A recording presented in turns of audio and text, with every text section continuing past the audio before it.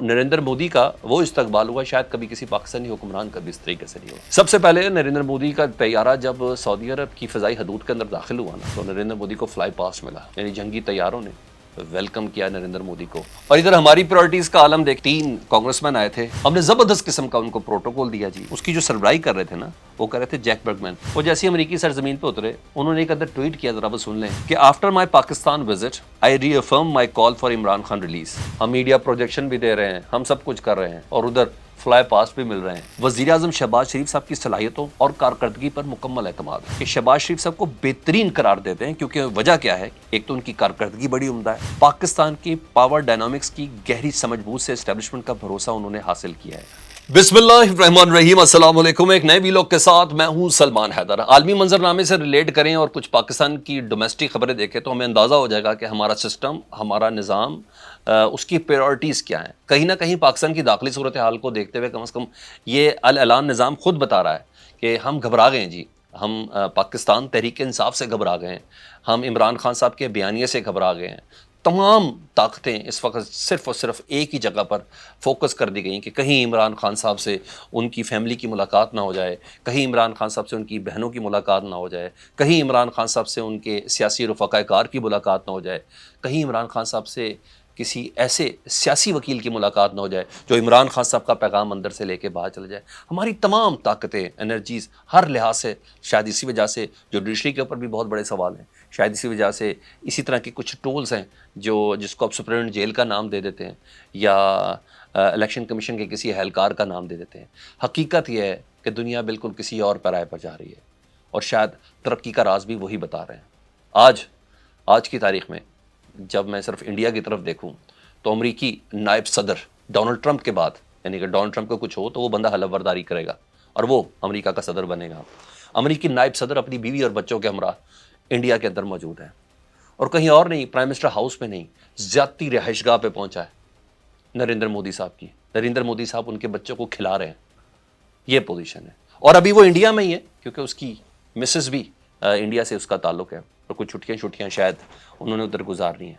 N उस मौके पर जब अमरीकी नायब सदर अमेरिका में तो नरेंद्र मोदी साहब पहुंचे हैं सऊदी अरब पे। सऊदी अरब जो हमारा बरादर मुल्क है, और नरेंद्र मोदी का वो इस्तकबाल हुआ शायद कभी किसी पाकिस्तानी हुक्मरान का भी इस तरीके से नहीं हुआ। हकीकत को जानना चाहिए। सबसे पहले नरेंद्र मोदी का तैयारा जब सऊदी अरब की फ़िज़ाई हदूद के अंदर दाखिल हुआ ना, तो नरेंद्र मोदी को फ्लाई पास मिला, यानी जंगी तैयारों ने वेलकम किया नरेंद्र मोदी को सऊदी अरब की हवाई हदूद में। फिर नरेंद्र मोदी जब ज़मीन पर उतरे तो 21 तोपों की सलामी दी गई। इस वक्त दुनिया इस पराए के ऊपर चल रही है। जिस वक्त मैं आपसे बात कर रहा हूँ, मकबूजा कश्मीर का तफरी मकाम पहलगाम, वहाँ एक दहशतगर्द हमला हुआ जिसमें कहा जा रहा है कि 20 के करीब सयाह वो जांबाक हुए और बगैर किसी तहकीक के पूरी दुनिया में पाकिस्तान के ऊपर इल्ज़ाम लगाने का सिलसिला इंडिया ने शुरू कर दिया। लेकिन हम पाकिस्तान की 6 नहरों के हवाले से सड़क पर बैठे सिंधी जो हारी हैं, हम उनके साथ गुफ्तगू नहीं कर सके। हमारी पोजीशन ये है कि हमने किसी का 3 MPO मज़ीद 1 महीने के लिए बढ़ा दिया। मैं बलूचिस्तान की बात कर रहा हूँ और हम इस हद तक तकलीफ़ और अजियत का शिकार हैं, बदकिस्मत लोग हैं कि हमारा मिनरल एंड माइंस बिल अभी पास होने से पहले ही उसके अंदर नफाक पैदा हो चुका है। हमारी ये पोजीशन है। आज की तारीख में देखें, मैंने आपको आलमी मंजरनामा बताया, अब आ जाएं ज़रा पाकिस्तान में। पाकिस्तान के वज़ीर आज़म टर्की में हैं और 2 तरफ़ा मोड़ पर बात होगी, मुश्तरका मफादात के ऊपर बात होगी। लेकिन टर्की क्यों, मुझे ये बताएं। ऐसा क्या होने जा रहा है कि पिछले महीने वज़ीर आज़म टर्की भी थे, उससे पहले टर्की के वज़ीर सदर पाकिस्तान में थे, अभी कुछ दिनों पहले हमारी वज़ीर आला जो थी वो कुछ रोज़ के लिए टर्की के अंदर एक विज़िट के सिलसिले में थी। ऐसे कौन से अमूर हैं? हमारा ये तुर्रा इम्तियाज़ क्यों बन चुका है कि रवांडा के वज़ीर ख़ारजा के साथ हम 2 तरफ़ा अमूर की प्रेस कॉन्फ्रेंस लाइव ट्रांसमिशन में चला रहे हैं और हम बता रहे हैं कि रवांडा के साथ मिलकर तजारत करनी है। वो रवांडा हमारा फ़ख्र देखें, मैं ये नहीं कहता, वो रवांडा जिसको बहुत अरसे तक सिक्योरिटी पाकिस्तान की फोर्सेज ने दी यूनाइटेड नेशन के प्लेटफॉर्म से। हमारे कॉम्प्लेक्स स्टेटमेंट्स ये हैं نائب وزیر اعظم آئے دبئی کے، بھائی وہ پرائم منسٹر ہاؤس پہنچے، آرمی چیف بھی پہنچ گئے. بھائی مجھے بتائیں نریندر مودی کے ساتھ کون سا آرمی چیف اس وقت یونیفارم میں ہے؟ مجھے بتا دیجئے. شاید میرا خیال ہے ان کی اکانومی بہت کمزور ہو گئی ہے نریندر مودی کی، تب آئیں گے. مجھے بتائیے گا ان کا جی ڈی پی کم ہو گیا، ان کا پر کیپٹا انکم کم ہو گئی، کیا ہے؟ ہماری پریورٹیز دیکھ لیں. آج ہم نے ساری انرجی ویسٹ کی اڈیالہ جیل کے باہر. عمران خان صاحب کی بہنیں، کچھ رفقا کار تھے، ٹوٹل 12 افراد کے نام تھے، کسی کی بھی نہیں ملاقات کرائی، کسی کی بھی. ہاں سلمان صفدر صاحب کی ملاقات ضرور ہو گئی کیونکہ سپریم کورٹ کے چیف جسٹس صاحب کا حکم تھا.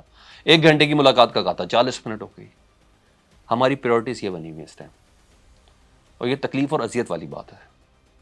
میرا جہاں تک خیال ہے کہ ان پریورٹیز کو اگر دیکھیں نا تو ہمیں بہت اچھے سے پتا ہوگا کہ ہم اگلے 5 سال میں کہاں جا کر کھڑے ہیں.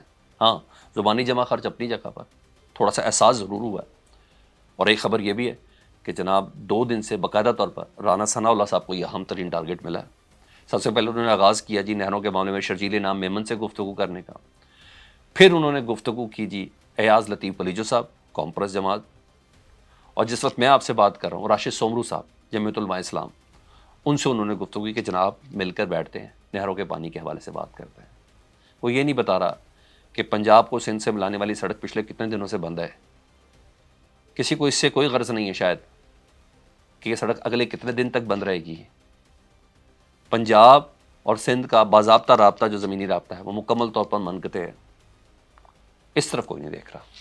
لیکن بہرحال میں نے عالمی منظرنامے سے اس کو ریلیٹ کیا تو آپ کو بہت اچھے سے پتا ہوگا کہ ہمارا فوکس کدھر ہے اور ہماری پریورٹیز کدھر ہے. اور ادھر ہماری پریورٹیز کا عالم دیکھیں، ہم نے 3 کانگریس مین آئے تھے پچھلے ہفتے کو، تقریباً 10 دن پہلے. ہم نے زبردست قسم کا ان کو پروٹوکول دیا جی. ہمارے ایک تو سب سے پہلے انہوں نے امریکی سفارت خانے میں پاکستان کے سیاستدانوں کو بلایا، پھر وزیر داخلہ صاحب سے ان کی ملاقات ہوئی، پھر ایک عدد ملاقات ان کی پرائم منسٹر ہاؤس میں ہوئی، پھر ایک اس سے بھی بڑی ملاقات ہوگی جی ہاں آرمی چیف سے ان کانگریس مین کی ملاقات ہوئی. پتہ چلا اعلامیہ 2 طرفہ موو پر بات ہوئی، منرل اینڈ مائنز کے اوپر بات ہوئی. امریکہ پاکستان میں انویسٹمنٹ کے حوالے سے بڑی زبردست دیکھ رہا ہے. لیکن اس کی جو سربراہی کر رہے تھے نا، وہ کر رہے تھے جیک برگمین، یہ کانگریس کے رہنما ہے.